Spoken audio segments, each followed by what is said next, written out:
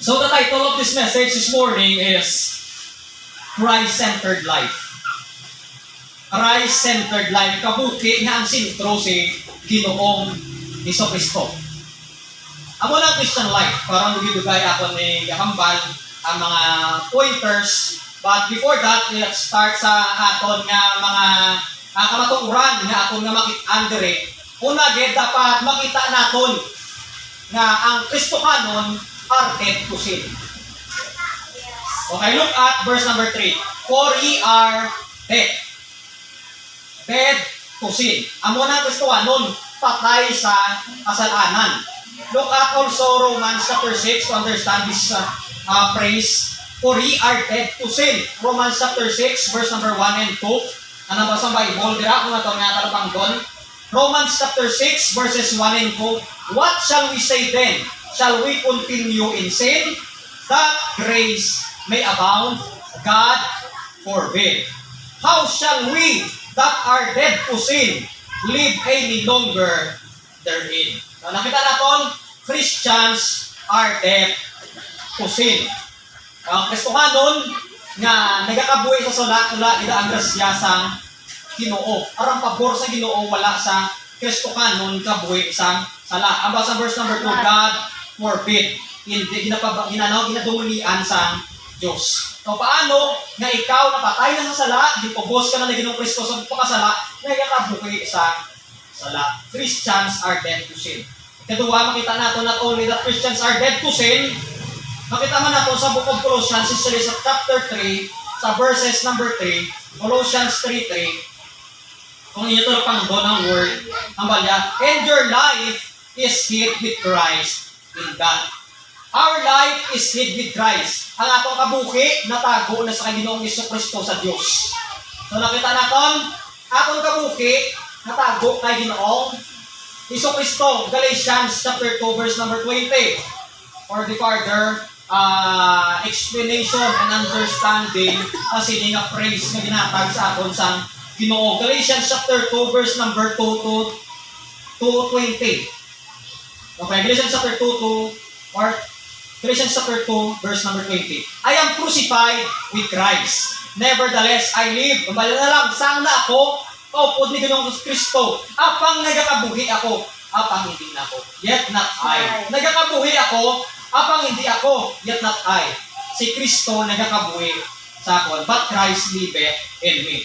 Ang kabuhi, ang ginakabuhi ko sa akon kaugalingon, which I now live in the flesh, ginakabuhi ko na by the faith of the Son of God, na nagpalangga sa akon, na naghatag sa iyang kaugalingon para sa akon. So, ang kabuhi na itong Kristohanon, natago na kay Kristo. Iya na kay Kristo. Ang aton nga kabuhi, nalangsang na pupod sa sa aton nga Ginoo. And then, kung natawag na ito sa verse number 4, sa Colossians chapter 3,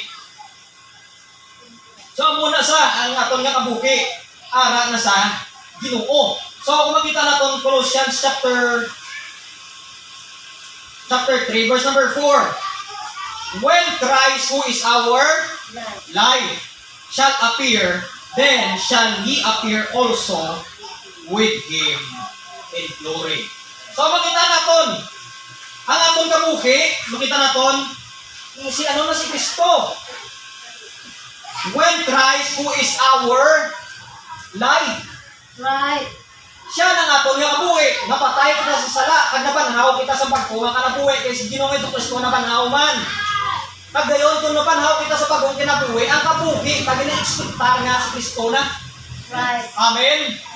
A Christian must live a Christ-centered life. Ang Kristohanon, kung matuod ka nga luwas, dapat ang kabuhi mo Christ-centered na nga kabuhi. Nabalungan mo tamo, Kristohanon, nga self-centered ila kabuhi. Right. Magabangan na self-centered din, gusto nila sila lang masunod perme. Kunya mo niya kung gusto. Okay, Kristohanon na. Pero ang Kristohanon nga matugtuod nga luwas, tinanglan magkabuhi sa Christ-centered nga kabuhi. Ang pangangkot Kristohanon sumuwaga, paano? May apat ka tikang, there are 3 steps to live a Christ-centered life. Paano kung magkabuhi nga Christ-centered? Paano kung magmabalaan kung Christ-centered ginakon nga kabuhi? Kung inaobra pa ining tikang, mga tikang. Una, dead, mind heavenly things. Amen. Manguna-una ka sa mga langit nun nga, butang. Amen. Sa verse number 1, if ye then be risen with Christ, kung ikaw na banhaw, nakaupod kay Kristo, ang nabanhaw ka upod kay Kristo, kung bangkonin mo kabuhi, ba? Amen. Handaan, ikaw na patay na tumo. So, nabanhaw ka, luwat sa pag-uunga ka na buhi, amalya, seek those things which are above, where Christ seated on the right hand of God. So, gin-explain niya ba ano ina nga above? Kundi ina nga lugar, diragin ang bala si Kristo nagapungko on the right hand of God. Heaven! Seek those things which are above. Amo na mag-mind sa heavenly things. So, ang ginadesire mo, ang ginapangita mo karon, ang mga butang na nga langit nun. Amo na magkabuki sa Christ-centered na kabuki. Langit nun ng imo nga desire. Sa James chapter 1, verse number 17, James chapter 1, Hebrews, tapos makita mo to si James. Sa chapter 1, open your Bibles. Every good gift and perfect gift is from the NLN, above, and cometh down from the Father of lights. Nalangit nun nga amay. Ang yung nga lang, Father of lights, isa na mga title niya, with whom is no variableness, neither shadow of turning. So nakita naton, ang inahatag sa Ginoo sa aton yung mga regalo, ya hindi ni nagaka-perish. Hindi ni nagaka-wala. Amo ni dapat ang aton ginapangita. Kristo anon. Amen. Ano ang kuyat ng mga ginahatag sa Ginoo sa aton? Ang tanawon naton sa book of Galatians, chapter 1, verse number 3. Grace be unto you and peace from God, the Father, and from our Lord Jesus Christ. Kabalo ka mo ang pagidait sa Ginoo ng alin? Amen. Ang pagtuod ka pagidait, ang kalimutan wala na peace of mind. Maski na ang mga Kristohanon, ganit sometimes wala peace of mind, kaya damo gusto, damo palambot, damo handong. Kabalo ka mo, wala pagidait na kabugi. That's right. Okay? Ang pagidait gikan sa Ginoo. Amo ni ang mga butang na ara sa ibabaw, ang mga forgiveness, ang mga ginatag sa Ginoo, ang kaluwasan. Amen. Amo na dapat aton ginapangita. Ang pagpangalagad sa aton nga Ginoo. Ang pagpangalagad sa aton sa Ginoo hindi ni matugmano matag sa kalibutan. That's right. Amen. Mabaka ni hindi matag gani sa kalibutan gani. Hindi ni maka-impose ang kalibutan nga amo ni dapat obra mo kay mo ni gusto sa Ginoo. Ang Bible mismo nagakambal sa aton kung paano kita magpangalagad sa Ginoo. Ang Ginoo mismo ang nagkuman sa mga butang nga ina. Kapag pangalagad sa Ginoo, amo na nga mga ginapangita dapat. Amo na dapat aton panguna-una, amo na dapat aton nga no. Paminsaron. And then ang malagyan sa verse number 2, set your affection on things above. Kita niyong word? Set your affection. Ibutang mo da imo nga panguna-una sa mga butang nga sa babaw. That's right. Kamakita naton, hindi ni babaw sa atok. Kasi above pa lagi ng balmong, din-explain niya sa verse number 1, kung diin si Kristo nagapungko. Langit nun, Kristo anon. Amunin nga mga butang, dapat atong pag-ipusoon sa mga babaw, sa mga langit nun nga butang. Apalo ka mo kung ibutang mo, hindi mo tagapusoon sa butang nun nga butang, ma-disappoint ka. That's right. Ma-disappoint nga, wala niya, hindi na yung langit nun mo. Nga hindi kung may mangkon na mga muni nga bagay. Ito, abi mo kaya mo man, pero nga hindi mo mangkon, kaya man hindi na sa langit nun. Right. Butang. Kung ikaw Kristohanon, para mangin sintro si Kristo si mo kabuhi, you need to set your affection on things above. Look at Amen. also Matthew chapter 6 verse number 19. Matthew chapter 6 verse number 19. Si Jesus na nagambal. Matthew 6, 19. Ano ba sa Bible? Lay not up for yourselves treasures upon the earth, where moth and dust and rust that corrupt, where thieves break through and steal, but lay up for yourselves treasures in heaven, where neither moth nor rust that corrupt, and where thieves do not break through nor steal. Right. How? Paano kung magkabuhi sa Christ-centered life? Mind heavenly things. Ikatulad, not only that we need to mind heavenly things, paano mangin sintro si Kristo sa akon nga kabuki. Ikatulad, mortify your fleshly deeds. Ano ba nga mortify, gani put to death, or subdue, or dispatch. You need to put to death, patyon mo ang mga mga fleshly, mga bakani butan-on, nga mga inikuton, mga buluaton mo bala, nga hindi nakapahimaya sa Ginoo, which is fleshly, nga ang nag-drive out hindi power of God, but lust and desires. Right. So makita naton, amo na, mortify your fleshly deeds. Kung makita naton ang Bible, look at this. Tanawan niyo ba? Colossians. Chapter 5. Mortify, in other words, put to death. Papasahan nyo patyan nyo therefore your members, ang members na nagambal sa aton nga body, according sa book of Romans, which is upon the earth. Sa aton nga kaugalingon, sa aton nga body, mabaka nga members kini atong kamot, atong tiil, atong mata, atong tulunggan, atong baba.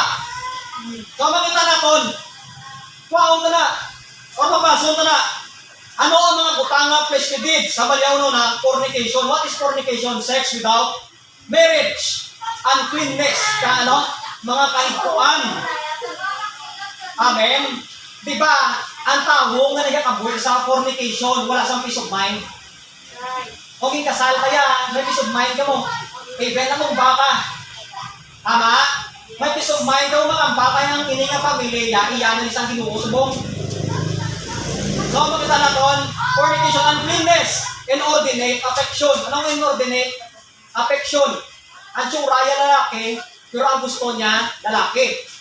Inordinate, hindi synchronize. Evil concupiscence. Mga evil desires. Yes, ang lust. Ang concupiscence, ang isaya ka word, lust. Anong lust? Kailigbon, ang gusto sang unod. Including ang bisyo, including ang mga sexual desire, including ang mga lustful ambition, including ang mga desire na iyanan sa aton nga lawas. And covetousness. Ano ang covetousness? Siguro ang bangal wife yung fornication, pero ang covetousness, hindi kalabanan, hindi sa napastuanon, paghandong sa hindi mo masarangan. That's right. Covetousness na, tawag. Kabalo ka mo ang isa sa mga asalanikan, covetousness. Nakuba kami liyaya because of covetousness. Amen. Right. So makita na to ng covetousness, pagandong sa hindi mo kaya. Walang malain, magandong kung sarangan mo malang, kung ginakulat mo malang, kung saan mo malambot, why di na yung malain. Pero kung hindi mo sarangan, covetousness na ang tawag which is idolatry. Nga manaw, for which things sake the wrath of God cometh on the children of disobedience. Kaya ini mga putangan, fornication, uncleanness, and ordinate affection, ang kaisingkal sa Ginoo nag-abot ni sa mga non-believers. Ito tawag sa children of disobedience. And the which he also walked sometime. Nga sa una, ginakabuhi nyo man. Kung kita nyo mga taga Colossians, hambal siya ni Apostol Pablo, amunin nyo kabuhi sa una mo. Ang sa verse number 5, hambal niya, when ye live in them. Sa unbeliever, pakabamo ninyo kabuhi.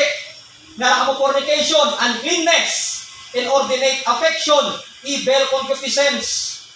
Amo nila kabuhi, inordinate affection. Mga na yung inordinate affection, ganyan may mga Kristokanon man, dito sa Colossae, yung mga agi sila sa una, pero magkaluwas sila. Ganyan kung ikaw, Kristokanon, hindi ka madlok sa agi, kinanglan yung maluwas. Amen. Amen. You see that? Makita natin, ang Bible nagatudlo that we need to mortify our fleshly deeds. Hindi tayo makakabuhi kay Kristo mo nga man it is iniquity. Tandaan natin. Anong iniquity? Transgression or sin. Mga kasalanan na ginambalya, kung tanaw na itong basahon na itong hindi maayon nga mga bagay. Agambal ni Apostle Paul, agambal sa Bible, tatyon na ni. Right. Kung gusto mo na yung malambot, kay covetousness na, tatyon mo na. Amen. Damo ka andong. Maski pastor, damo ka andong. Maski spiritual na member, damo ka andong. Pero kinanglan ta magkabuhi kay Kristo mo. Kinanglan yun, tanangapat yun, tanaw. Kung para na sa aton yata, ginaya sa aton niya. Amen. Amen. Amo na gani kung may mga andong sa kabuhi Kristohanon, paniwaan ta man ni matag ta effort, hindi gusto ta na mo. Bala mo kung wala ka daratag effort, hindi na pagatag sa kung saan Ginoo mo. Just for example, kung ikaw Kristohanon, gusto mong sunta sa grado, patag ka effort magtuon eh. Kung ikaw Kristohanon, gusto mo may mura nga ako, natag ka effort eh. Natag ka effort sa pagpangalagad sa Ginoo. Amen. Kung ikaw Kristohanon, may handom ka sa simbahan, na gusto mo daw namin ang facility, natag ka man effort eh. Paano ka makakontribute, paano ka maka-provide. Kung ikaw Kristohanon, gusto mo mga kabataan nga ini magdalagdo, sila nga may kadlo sa Diyos, natag ka effort eh, kung paano sila magdala sa simbahan. Natag ka nila effort. Amen. Amo lang is atong ang white nang nakuha na hindi kay hindi kay hindi para sa aton ang mula isang word kay wala tagahatag effort kaya ang Ginoo naga-required sa natawag effort kay kung hindi ta makuha nga kung makuha ta nga wala effort uyangan ta man lang na. Amen. Uyangan ta man lang mga utang kung wala ka di mga budlayan kanya hindi ta manudunan ay wala ka ng effort. So ang inyo kasalanan kinanglan ta yun tani gaan ta effort nga madula ni sa aton nga kabuhi Kristohanon by the grace of God and by the power of the Holy Spirit. Romans chapter 6 aray tanawan naton. Ay ginambal ko ginang members. Romans chapter 6 verse number 13 if you would. Hambal niyo. Romans chapter 6 verse number 13. Neither yield your members as the instrument of unrighteousness. Hambal niyo no? Unto sin. But yield yourselves unto God as those that are alive from the dead, and your members as the instruments of righteousness unto God. So nagakambal sa aton nga kung galingon, nga nagambal kung parts of the body members. So sa verse number 12, let us not sin therefore reign in your mortal body, that ye should obey it in the last thereof. Kita nyo, kinanglan ang kasalanan, hindi niya mag-ari sa aton nga mortal body. Amo niya aton nga members. Amo niya mga, ang simbahan, ginakang libawa man sa body, ang mga members. Amen? Yes. So makita naton, ang aton nga body, hindi naton pag tubutan nga mga kubra sa kasalanan. It is iniquity. Makita naton, it is also idolatry. Kabalo ka mo kasalanan sa tao, nag-aagaw sa iya sa pagsimba sa Ginoo naton. That's right. Amen. Yes. Ang kasalanan sa tao, una ko makasalan tao, ano iyang batsagan mabuya sa magsimba? Hanggang mabuya sa pagkasala. Kagong araw sa simba, hindi man sa mabless. Ay abiya siya lang permihan igo sa wali. Ay kabuhay sa sasala mo, hindi man pwede ma-water down or ma-sugarcoat ang preaching. Kaya ang preaching nagatudlo sa atin para maging righteous ta. Amen. So makita naton, it is also idolatry. Ang tanan magabaga ni idolatry gani, ang tanan nga nagaagaw sa aton sa atensyon sa Dios. Right. Kabalo ka kung ang tanan nga kung mga gaagaw sa atensyon sa aton sa Dios ang ginauna ta, amo na tong ginapaka Dios. Gitawag sa Bible idolatry. So makita nato hindi na ang idolatry hindi na nakasandig sa graven image na nagasimba ka sa mga Diyos-Diyosan. Kundi idolatry, ang tanan nga bagay, even your cellphone, it can be your God.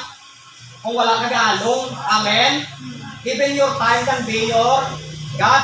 Even your work can be your God. Kung wala kita nagaalong, Kristohanon. So makita natin, Romans chapter 8, verse number 13. Romans 8:13. For if we live after the flesh, o nagakabuhi kita, sumo sa aton nga unod, ye shall die, mapatay kita. But if ye through the Spirit do mortify, maraming ng word nga mortify, for put to death the deeds of the body. That's why I am saying that we need to mortify that our fleshly deeds. Those mortify the deeds of the body, ye shall live. Kita mo, Kristohanon, hindi kita makakabuhi sa naton nga Christ-centered life kung ang flesh ang aton nga kinasunod. Right. Amen.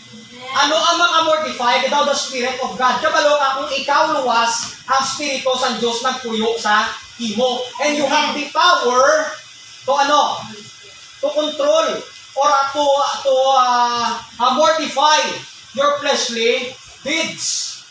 Amen. Amen. Ikatatlo. Ano ba sa Bible? Sa verse number 8. Dali lang yung natin natapos. Verse number 8. Arak mo da? Yes. Colossians chapter 3. Verse number 8. Ama sa Bible din, but now, ye also put off all this. Ano pa unta sa atong kabuhi, Kristohanon? Anger, wrath, malice, blasphemy, filthy communication out of your mouth. Nakita niyong word? Manage unruly conversation. Amo na yung katatlo. Magamba ka ni manage ka na ikaw ang mag-control. Magamba ka ni unruly sang hindi mapunggan ng mga sinaglanon. Amo ni ang kaakig. Ano ni? Ang wrath, ang malice, ang blasphemy, ang filthy communication out of your mouth. Kita nga mga Kristohanon, dapat na manage na namin. Paano? Control yourself. Amen. Matiwan ko? Paano mo ma-manage ang unruly conversation? Una, get control yourself. Right. I-control mo si anger, si wrath, si malice, si blasphemy, si filthy communication out of your mouth. So you need to control yourself. Kabalo ka, antes ka magamba sa mga malaing nga tinaga sa kagalingon mo na sugod na, kay naakit ka. Amen? Amen.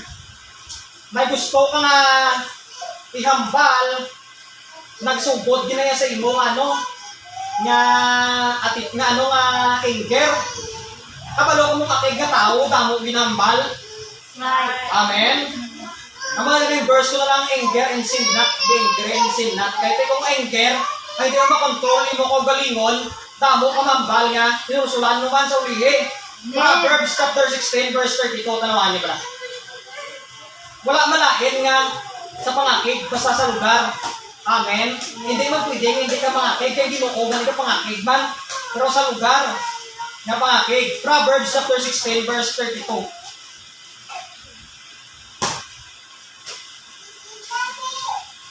Okay pa ka, ma'am? Amen.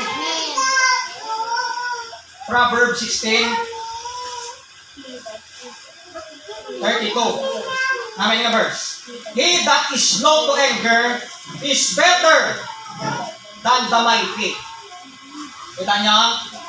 And he that ruleth his spirit, mamaka-ruleth, din ma-control mo, ma-manage mo, anong ba yan? Than he that taketh a city. Self-control. You need to control yourself para ma-manage mo ang unruly, ang uncontrollable na conversation. Just for example, like this. O ikaw, Kristohanon, may mga unsaved ka nga friends. Is agambal sila sa sa malain na ibang pa kaya yaw, pag panginat. Kung hindi ka kabalo mag-control, sino ko galing mo, sabayan mo ilang istorya. Maski hindi mayo ang istoryahan. Amen? Kasi huwag ka labot, chismis ka, nagmarites ka na. Ay, unruly na hindi mo na sa ma-manage. Kung pasugtan mo na, you need to control yourself. You better keep quiet. Disaman may tao na doon, hindi ka akig sila. Kaya nakabati ka lang sa mga malain. Siya doon ang akig ka man siya, naway ka nagkabalo sa rason. You see that? Hindi ka makabuhi sa Christ-centered ka pangabuhi. Kaya manaw, sa nagkabuhi si Kristo, tumutamo, tudlo pa siyo mo. Ari-ari ng nakatakpan ni sao. Di abuyon ni sa bato. Ari malain ni sao. Mga disciple yung nagkapamuksik, wala pang ugas sa kamot. Di ko nagsabay si Jesus Christ, why kita niya si Kristo, control niya kung galingon. Ang unang kabuhay sa Kristohanon, manage unruly conversation. Ang conversation, kalabanan, hindi nag-aamba sa atong mga expression. And then control your speech. Look at this. Verse number 9. Actually, halina sa verse number 8, pero dito sa verse number 9. Tanawan niyo ba? Natalo ka mo ng krimen na ginobra sa mga gambal Kristohanon. Ang palyaw naman, line up one to another. Kabalo ka mo tabo o di kayo Kristohanon nga di pamangkot kag balaan o kabutig sila. Para mo lie detector niya ako na matamo sila ginatulog ko niya matamo sakto yung hinamban. Kaya hindi na siya matulog straight sa ako niya. Isa alam ko batulog na straight pero kung may pamangkot batulog ko lang. Ang palyaw, line up one to another, seeing that ye have put off the old man with his deeds. Why na to? Ang old man mo. Ang dati nga mo tigon, ikaw wala na to. Dapat you do not lie. Ano ginupra mo? Right. Yung magkanagat to din. Yung busy ko. Actually, hindi sa busy. Busy sa sang kaway. Damo na mga Kristohanon. Damo sila rason, kabinuteg sila. Ang butig, ang sa Bible, all liars shall have their part in the lake which burneth with fire and brimstone. Amen. The second bit, liars go to lake of fire. Kita mo na, nagkaon ka. Nagkaon ko eh. Amo na mga ano, mga binutig ko lang. Nagkaon ng ila sa pangitse. No, ngayon aton, control your speech. Kristohanon, kung ikaw Christian, dapat hindi ka na nagabutig. Tubig ka sa matuod. Right. Amen. Look at Ephesians chapter 4 verse number 25. Ano ba dito? But ye put on the new man. Okay, Ephesians chapter 29. Chapter 4, 29. Let no corrupt communication proceed out of your mouth, but that which is good, the use of edifying, that I may minister grace unto the hearers. You see that? Kung may kinakambal tama Kristohanon, dapat nagabulig sa aton nga Kristohanon. Napagkabuhi. Hag sa upod na ton nga mga Kristohanon, kasi nagapamati upod sa aton. You see that? Importante nga makontrol ta aton nga speech. Amo niya ang kabuhi sa Kristohanon. Kabalo ka mo sa gintakop ni Jesus Christ, wala din sa may ginambal. Nagaipos na sa. Kabalo siya mag-control sa iya nga speech. Pero kita tayo mga Kristohanon, takop na, why na nagtutong, tamok sa rason niya, mati, busy ko, hindi na nung nasa nang dugay na ng nga rason. Why ko nag-aambal sa kari lang, di ko di tamok, nagidaya Kristohanon, nag-aambal sila. That's why ang Bible nag-remind sa aton na i-manage ta, kita yung mag-burn sa unruly conversation. Kung nung mag-protect ka nag-ed, mas kinikasakit mo, parang yung balang tuod. Amen. Yan balang tuod. Speak the truth in love. Amo ng Kristohanon. Lastly, manifest your godly image. Ipakita ang imo Diyos nun nga image. Kabalo ka, kung Kristohanon, kami ara ka, fleshly or worldly image, sa godly image. Amen? Ginapa-example, kami isang duwa ka ito. Kung sinoy mo ginapakaon, amo ng ang gabaskog. Amen? Amen. Kung may upod ka nga ayam, ay ikaw yung ay kagakaon, ang ayam mo ginapakaon mo, ikaw yung apoy na ang ayam mo, pagsik pa, pagluksuhan, ay yung duwa, ikaw pang tumba. Amen. Nakita niyo na? Amo niya, kung Kristohanon, nga pagkabuhay, may duwa kita ka image. Look at Colossians. Dali na naman tapos.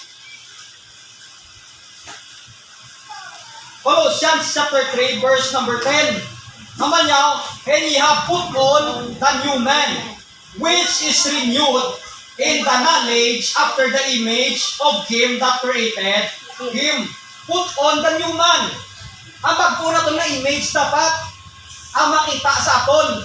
Dapat amunin mag-manifest ang aton godly image.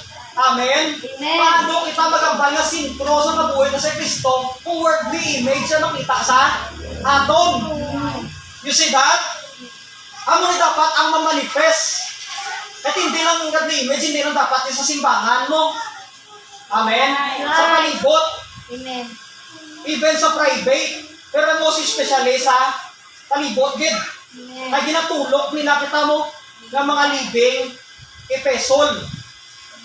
Naman nila ganito may pamangkot ka, hindi ka magpamangkot, dire sa simbahan, katupuli ka pamangkot sa mga bana, may mga muna nga verses, di ba?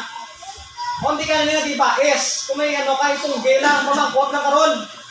Kaya mo image kinanglan, godly image. Put on the new man.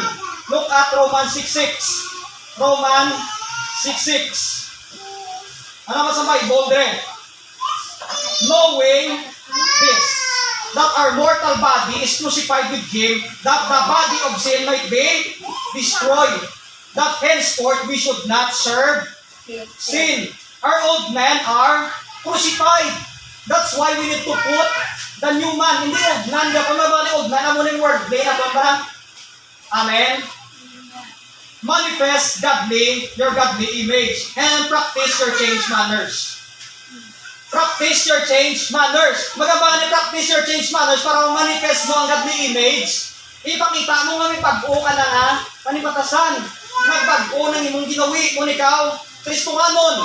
Kung ikaw sa muna hindi Kristohanon nga, wala ka nagasimba, dapat nagasimba ka na. Kung ikaw Kristohanon, hindi ka kabalo, maging giver, dapat naging giver ka na. Kung ikaw nga Kristohanon sa una, kung ikaw nga unsaved sa una, nagkakampal sa mga malain, dapat Kristohanon ka na, huwag ka na nagkakampal sa mga malain. So makita natin sa verse number 11, where there is neither Greek, nor Jews, circumcision, nor uncircumcision, barbarian, Scythian, bond, nor free, but Christ is all and in all. We need to practice our change manner. Kabalo ka lang dahin ng mga tao na ginambal.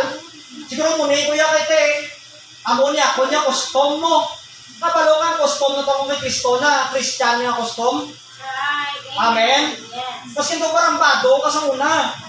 Kung Kristohanon ka, may pagbago ka. Amen? Mas sa una, ikaw pang ang pinaka-hipuson nga tao. Kapag Kristohanon ka, nag-share ka na sa Word of God. May pagbago ka na, hindi mo na pag-rason. Di amonin ko yung akon nga temperament, pastor. Tiwai kung may mahimo. Hanggang sa Bible, wala na sang Greek, wala na sang Jews, wala na circumcision, wala na circumcision, wala barbarian, wala Scythian, wala sang band, wala sa free. But Christ is all in all. May pag-o ka nga manner yung ginahatag sa imo sang Ginoo. Amo na ginatawag na change manner. Amen? Kita nga mga Kristohanon, hindi ka makabuhay sa Christian life, kaya nga ito, manner, bisa may diferensya. Ang mga sa una, palagi na balik-balik pa. Unsaved ka pa tuya, hindi mo na ito magbalik, hindi ka lang ganit, dapat mabatsag sa guilt, ganit. Sa una nga mga kasalanan, mo kayo patawad dahil sa Ginoo. Hindi ka na makapangalagad kung ikaw nagkapabilin sa inyo nga sa una.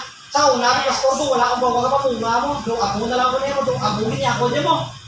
Hindi ka magpag-o. Kaya maginapag-o ta sa Ginoo. Natalo ka mo, kinapag-o sa Ginoo adlaw. Our image, our mortal flesh are renewed day by day. Ang manang sang Bible, ang ato na kaugalingon, we are renewed day by day. So ano ba sa Bible? If any man be in Christ, he is a new creature. Mara sa 2 Corinthians 5:17, all things are passed away, and behold, all things are become new. So we need to manifest your godly image. Amen? Ang pamangkot, are you living as Christ-centered life? Ang mga pamangkot sa mga aga, Kristohanon, nagakabuhi, kabalasubong, nga si Kristo, kitang sentro sa imo nga kabuhi. Imposible nga magkabuhi nga si Kristo, imo nga sentro sa kabuhi kung ikaw hindi luwas. Imposible na hindi mo ma-imitate ang ginatawag Christianity. Kay work na yasang Holy Spirit. Ang daan na si Kristo na patay, ginlubong, hanapan nangaw, para luwason kita. Amen. We must believe His redemptive work on the cross at kita maluwas. Amen. Pagi sa pagbaton sa iya bilang aton personal ang nagaisahanon nga manluluwas. Kung ikaw, matay, luwas na if you're already saved and not living a Christ-centered life, amo ni mo imuuno, offer your life to God as a living sacrifice. Amen. Dito sa ito, God, Lord, ari akong kabuhi, gusto kong magkabuhi nga ikaw ang sintro sini. So ang apat kabutang ako ginambal kay na you need to mind heavenly things, mortify your fleshly deeds, manage your unruly conversation, you need to manifest your godly image. Ang Ginoo nagpang-istorya sa imo, ang Ginoo gid ang imo sundon, ang Holy Spirit nag-convict sa imo. Ipangamuyo ko sa Ginoo, Lord, akon kabuki, gusto ko mangin sintro sa imo. Amen. Magapangamuyo kita. Sawang pala nga Diyos ng itlong nga amay sa ngalan ni Kristo Jesus, kami nagapalapit sa trono sa imo bugay, Ginoo, nagapaubos sa among kaugalingon. Nagakilala, Ginoo, nga ang kabuki nga design mo sa amon ng mga Kristoanong is Christ-centered life. Maybe, Ginoo, we are disappointed sa amon pagkabuhi. Wala kami kabalo sa amon nga direksyon. Wala sang direksyon ng mga kabuhi. Wala sang direksyon ng mga Christian life. At nagkasabay na kami, Ginoo, kung ano ang matabo. Nagpasunod na kami, Ginoo, kung ano ang nakatabo. Without knowing nga among kabuhi, hindi Christ-centered life. Kung nangyari diri sa amon, nga hindi pa nakabatong ni Kristo, nga personal naman luluwas, subong aga. Akon siya gina-invite, or she or he will he must receive the Lord Jesus Christ as his personal Savior. Kabay batunon niya si Kristo, siya tagipusoon, Lord, ginabaton ko ikaw, personal, kung manluwas ikaw napatay, ginlubong kang nabanhaw, para tubson ako sa akong ng mga kasalanan. Kung Ginoo nakapag-istorya sa imo sa buong aga, hanggang Ginoo nagambal sa imo nga, you need to change your life, you need to live a Christ-centered life. You may come sa singing altar and pray to God, Lord, I want to live a Christ-centered life. Ang kabuhi nga hindi Christ-centered disappointed. Basta sa tuwa ka, may disappointed. Kapag buhat na sa sanoa, buhay ka na lang. Ano na lang yung mga buhay? Wala sa provision, wala sa changes. Ako pala kabuhay pala parang sa Ginoo. Or maybe hindi kita natutunan kasi kita kabalo. Why we come to God and ask Him, Lord, I want to live a Christ-centered life. Amoy kita. Para na Diyos may manamay sa ating Kristo Jesus yung nagapit sa trono si Mugay sa pagkos sa problema ng Diyos. Na pinala na ikaw ang Diyos hindi, ikaw ang Diyos makagagako, ikaw ang Diyos may tinutuyok sa mga pag-uwi. May harap kami Ginoo mga atong pinapakalo kami na Ginoo mangin patinalagpon lang kung Ginoo naka-align sa iyong design at sa iyong pinakagustuhan. Ikaw ang muna sa amon Diyos na amon nga kabuhi in Christ-centered life para Ginoo ang pagpakamaayo, Ginoo padayon sa amon nga pagkabuhi. Hindi kami disappointed na kung sa mga gustuhanon sa mo, they are empty. Wala sa may naimo sa kabuhi because they are living a worldly life. Please help us today as we meditate your word, Ginoo. Ipagkita namin ang panguyo in Jesus' name.